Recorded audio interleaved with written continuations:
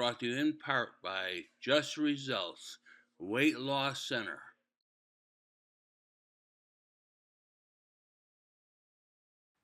And yes, this fabulous Hudson Hornet gives you a hint about what tonight's show is all about. The Plainville Stadium reunion. And yeah, this Mod 5, another great example. Just hold on and hold on tight. Yes, wow. The Plainville Stadium reunion. And it's going to take 3 people to replace Don. He was father of Kathy Moon, Dave Altus, and Gary Benkowski. Just great to be here today. I know we're missing Don. He's looking down. Smiling. A smile on his face, for sure. How has it been today? A little light on the cars, but there's so much going on right now between fairs and racing, other car shows and that. But hey, we salvaged it. You know what I mean? Yeah, it's a good day. How about Mr. Dave there? How you doing? Well, we're doing good. We're still moving things around and getting stuff in here, and we have a lot of cars. A lot of these are the old replicas. They're not the original, but they are very well preserved, like the originals were. They're almost right to a T. And the people that are coming in here really enjoy them. And I've got a comment from Kathy and Gary. We've done a lot of work putting this whole thing together. Kathy's been highlighted with Gary on doing all this stuff. Tremendous amount of work. You had to follow Don's footsteps to get everything together. Believe me, when he was here, she was there too. Yeah. Kathy was a major player in the background. That's right. Sure. We hope we come here till we're 100 years old. Okay? That's right. my goal. 100 years old here. That's what we're missing today is Don cracking a whip going on these people bringing the cars in here. Oh yeah, it was. When you look around here, the 52 Mordino in 95 Eddie Mac. Oh yeah. It's definitely turning as far as all of us getting older. Right. Sparky Belmont, 54. Oh yeah. Goody Greco. 43. We miss him here. I know you guys are busy. I don't want to tie you up. Kathy, thank you for doing this event. And we hope to do this, like I said, 100 years ago. Thank you, Mr. Dave. Okay, Larry. Garrett. Thank you for doing this. Have a good day. Yes, we got Frank Taliola here at the Plainville Stadium reunion. And you took a picture of this car years ago, huh? Yes, I did. This is my favorite car. Tony was your favorite guy, wasn't he? Yes, he was. Yeah. And how long you been coming to this reunion? For about 10 years now. All right. Wow, it's hard to believe the year it's gone by this long, you know. Yeah, it's crazy that it's been going on. I guess this is the 15th season I think they've been having this. Now, did you used to go down to Savin Rock when you raced there? Yes, I did. Yes, I saw the Hudson, the number 78 down there back in the early 60s. Plainville, you raced all over. Yeah, my favorite track was Plainville. My dad took me there since I was 3 years old. Yeah. I'm 71 now, so I watched Tony win so many features down there. And one time he was almost unbeatable. Oh, he was unreal. I'll tell you, Reggie Ruggiero told me, he said, if you could drive a car at Plainville Stadium, you could drive one anywhere. You could drive it anywhere. He was absolutely right on that. He reminded me of Tony Mordino. Yes. Reggie, he was drove just like him. Yeah. Oh, yeah, he was good, Reggie, I'll tell you. And it's hard to believe the years have gone by since they closed the place. Yeah, it's pretty amazing. You know, a long time ago. I used to go to Eddie Mac, rest of his soul. He used to tell me, he said, I'm going to Lowe's today. It feels like I'm in the pits. He's right. I remember that Silver Six very well. Yeah. Great car. Yeah. And so you're enjoying yourself here? I love it. I love it. This brings back so many memories, you know, especially all the cars. I'm from Waterbury, and all the guys that ran out of Waterbury. Jap, Tony, Charlie Centenaro, Danny Galulu, Danny Gaudiosi, all those guys. Don Spazzano. Oh, yeah. I remember them all. Don Spazzano, in the day, was a mountain of a man. I'll tell you right now. He used to wear those engineer boots. I remember him well. Him and Don Moon. Yeah. Another guy, great guy. Boy, yeah, we'll miss him badly. Oh my God. And Donnie as well, and all the old timers. There's not too many of them left right now, but I'm glad you guys keep this thing going every year. Well, you know, I don't want to tie you up. I know you got a lot of people to talk to. I want to thank you. Thank you, Larry. And we hope to see you every year. Definitely, I appreciate it. All right, thank you. Yeah, thanks. And yes, Tony Mordino's car was gorgeous. I have to give Tony Jr. a lot of credit for putting this car together in his father's memory. Dad has to be looking down, smiling, I'll tell you. In the day, he was something, Tony Mordino. And his two sons did race, too. As the racing family keeps going, everyone knows that. But just look at the detail in this car of what they did. I mean, if you look at it, it looks just like a brand new car. Somebody drove off the showroom floor. That's how pretty it is. And of course, the history of racing this car at Plainville. And of course, he did race at Savin Rock, and he raced all over the place and won. And you have to remember, he is a member of the Hall of Fame group, near and well deserved too, because he was special. Believe me, in his day, he was something special. You got that right.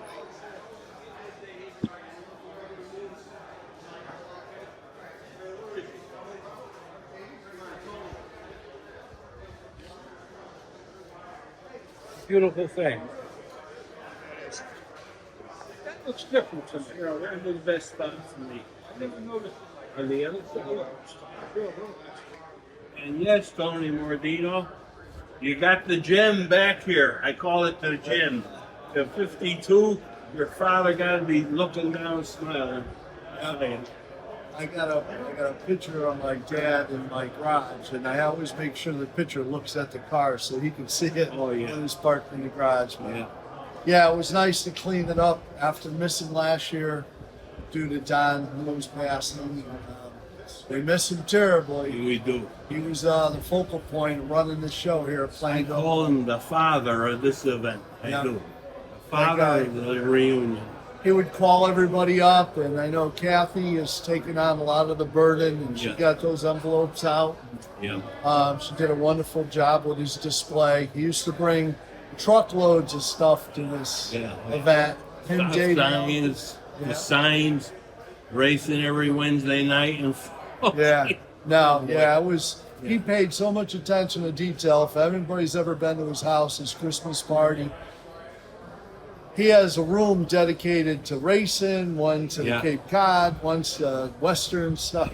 He was a maniac. He had a lot of memorabilia. Yeah, at some point we got to do a show about your dad, because his history is special without him. Well, that era was special, right? I mean, there's a lot of guys I know the past, other than Don, Tony Membrino and Roland. There, and it just that generation is disappearing. So I gotta ask you: is Lou Colangelo still alive? Remember Lou Colangelo? Yeah. I'm not sure about Lou. I mean, they had wars out there. I'll tell you right now. Yeah, the two of them battled for that championship in '61. They went into that last race. And Lou and my dad got together in an accident, and Lou won the championship. My dad come in second. That was a feisty time there. Sure it was. But my dad won 10 races in the original car. Let me tell you. And that's why the tribute's here. So he was feared no matter where he went. Yeah. a fan came in and said, your dad owned that place. Scott. It's good to hear that. It's great to hear from the people. I can't get over what you did here. This car is gorgeous. Yeah, my father, he would probably scratch this up. He says it's too neat. Yeah. I never drove anything this late. Well, I know you're busy. I don't want to tell you. Thank As you. usual, you're in your game. Nope. And I look forward to doing a TV show with you. And yes, another legend in his day, Wild Bill Greco. He drove the famed number 43, which his brother George built, and was the crew chief. And I miss him dearly, I'll tell you. He passed away a year or two ago. Very special man. And this car's got a history as deep as it comes. Billy was just a great person. You got to know him, and we missed them dearly. Thank God we have their cards still here to let us remind us of what went on in those years when they raced at Plainville and Savin Rock and all these places. Park up at Springfield. I mean, these cars were just, at the time, they were at the top of their game. And they were still very pretty. And yes, Membrado family, Tony and Tommy. Your dad is gone, but his legacy will go on, huh? Sure will. Yeah, it will. He raced for a lot of years, right? He did. We have 60 plus something years of our family racing. And you guys raced too. Yeah, our kids. Kids, Tommy, My son. your son, and it's hard to believe that all these years gone by when Plainville was in its glory, isn't it? You know what? These things are great. See what these guys put together between Dave and Gary and all that. It's great. Like we brought my mom. You know, she gets to see my dad's car and sit there and all that kind of stuff. And all the people coming by to see her. It feels good. You know, and we were fortunate to have Ron Carlson and his son took the car because we had no garages, no more race car shops. So it was great to have Mark, Ron Carlson come with his son. They have the car in their garage. They cleaned it up. Yeah, they do a good job. They really do. They're really a big part of why this car is going to be seen. Ron was really helpful, helping me motivate first to put this car together way back then. Yeah. Oh yeah, He back in donated the a lot. I remember Jack. I don't know what the hell they're doing. They got him on the legs. Oh my God! He found the body. It was sitting behind my my shed at my house. Yeah. It was sitting there because I had borrowed my brother's open trailer. Yep. Because I needed it. We swapped race cars into each trailer. He took my enclosed, I took his open trailer, he went home, I unloaded my car. Next morning, me and my wife left. It was like 8 or 9 hour ride, way up in Maine. I just had connections. I found this body chassis, this stuff, and went and got it.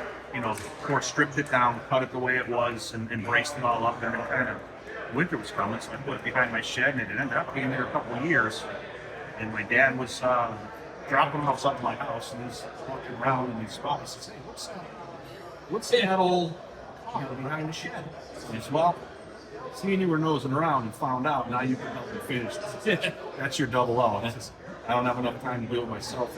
And that was it. He was so inspired. That's what started. I had it up his house shortly after that. And that's when I found a chassis for him and stuff, and I started locating parts. And we just had to get it on wheels and have it, get that body sitting just the way it was. Eddie helped the old man's approval. What's that? It's an Eddie Flippy. Yes. Oh, yes. Yeah. Yeah. Once it was mounted and stuff, it went down to Reggie and Eddie's, and they did the sheet metal inside and all of ours. And then, of course, we had the other craftsman, I call him. Yeah. Your brother, Marty. Yeah. My shooting partner. The shooting part. Yeah. Tommy You know- was the big part, but You know without what? Tommy, I we gotta couldn't tell you something about Marty. He used to tell me, we used to go shooting. He said, anyone breaks into your house, they're safe unless they're on the ground. That's typical Marty. He said, the way you shoot, if they're on the ground, they're in trouble. They're safe. Yeah, he was. That's typical Marty. Yep, that's good guy. Good guy. Yeah, he is. He is. Yeah.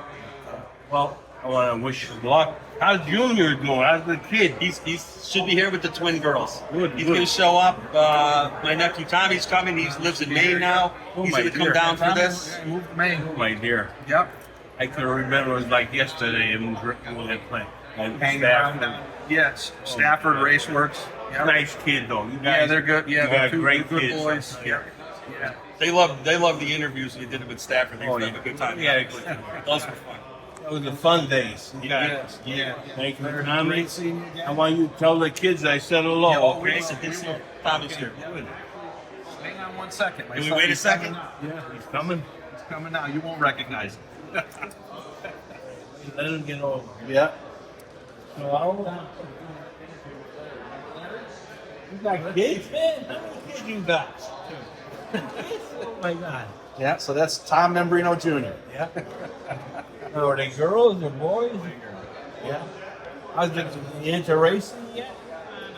Not really. He could hear it from his campsite. Oh, He yeah? could hear Oxford Plains from his Wow. campsite. Oh wow. So that Oxford 200 was going the other couple weeks ago. That's the year. That's the year. Yep. To get them going. Get that go-kart out, right?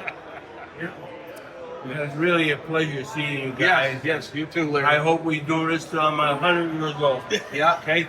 Yep. I don't know if I'll make it. I don't know if I'm I gonna don't make know. it that long.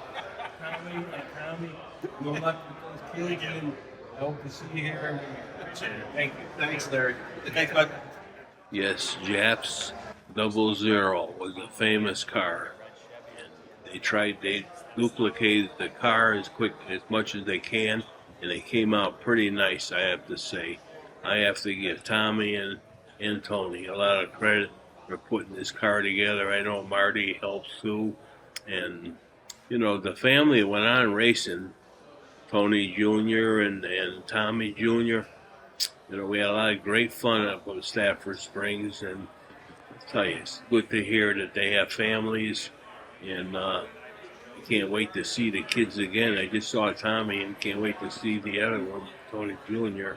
They're fantastic kids. And as you could see, the car is very close to what the original car was.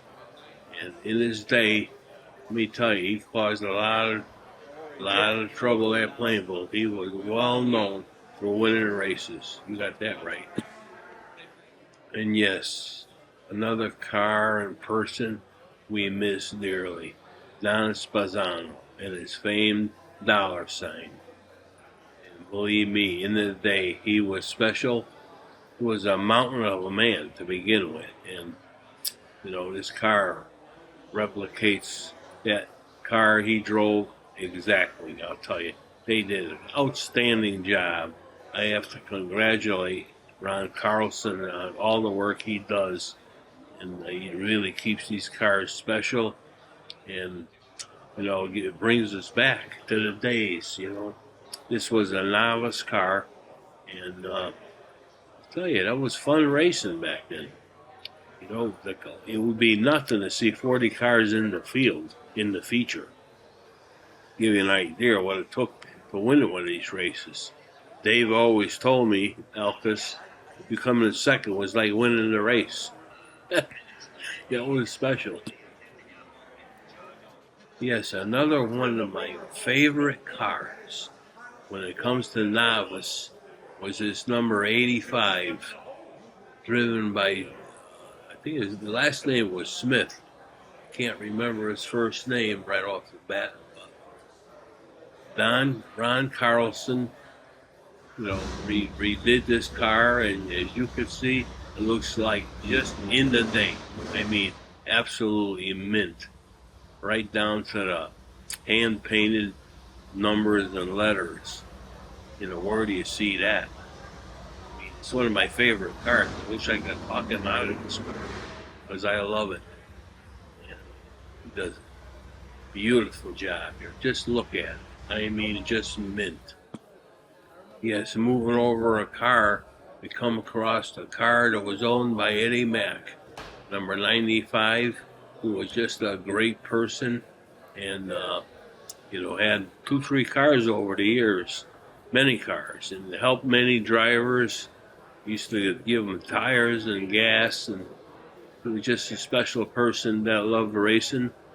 And of course, he had his famous grandson, Reggie Ruggiero.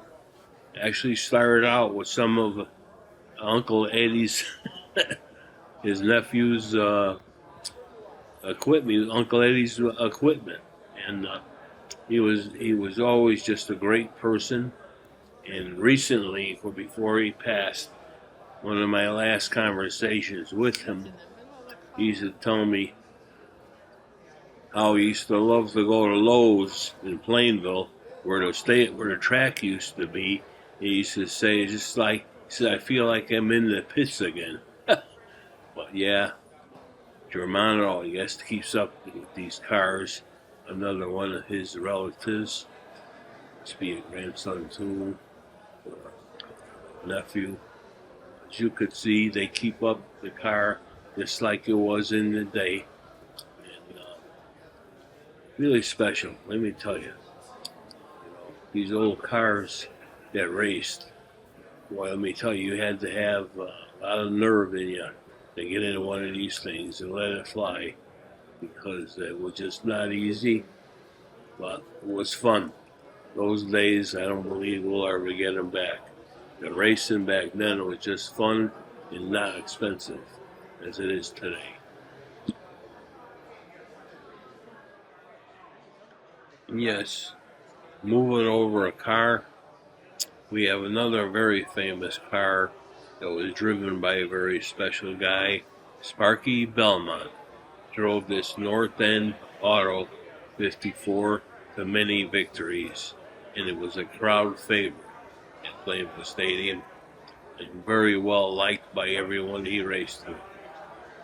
Another instance here where they redid the car, and as you could see, it came out beautiful. It looked just like in the day. Color is the right color, and of course, the North End Auto Parts people over the years had modifieds for going back a long time. He was a very famous guy, and unfortunately would have a heart attack at the track after a race, which I believe he had won. In the parking lot later, he actually had a heart attack. But he was just a great guy, Sparky, and rest in peace, as we will always miss him. Just a great person, and thankful these cars exist today to remind us of what went on in the day, and this car is just a great example. Yes, as we move along the road here, we come across another famous car that was driven by another special guy. His name was Johnny Lane, and he was lowered building. Beautiful car. This is an actual car he had raced up until recently. Matter of fact, we may still go out there and mix it up. Yeah, the number 61, driven by Johnny Lane, is a famous car. And as you can see, it's in great shape. They just keep it like it did in the day. The hand-painted letters are special. You don't see that very often anymore. He became from New York State. He raced up and down the East Coast. Very well known. And known to be there from various different nice guy. And it's a cool, perfect example of what a race car should look like. Glad it's here. Look at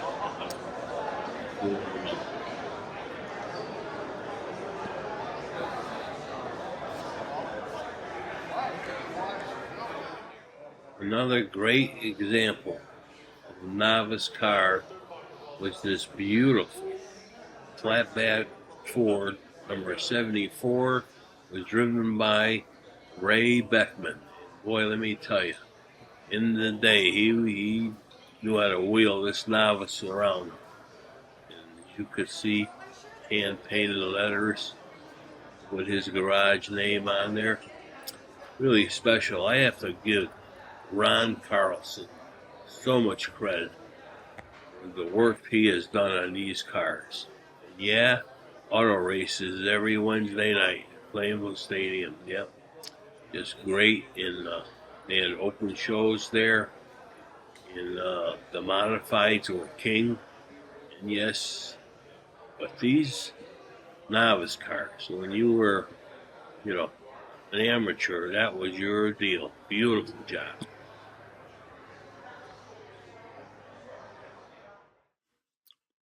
And yes, as we come to the conclusion of the show today, I want to thank everybody for watching. And Don Moon, I know you're looking down smiling. Come again next week to watch Racing Action Today.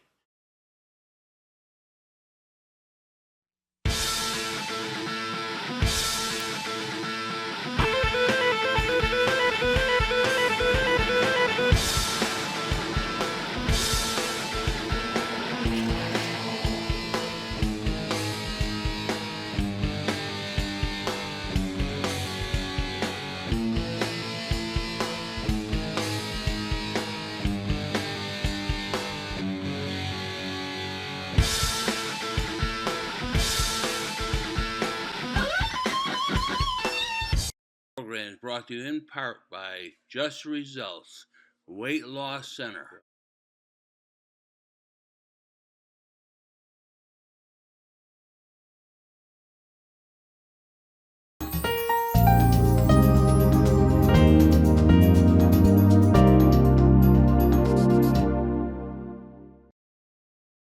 Nick Augustino right here at the East Side Restaurant.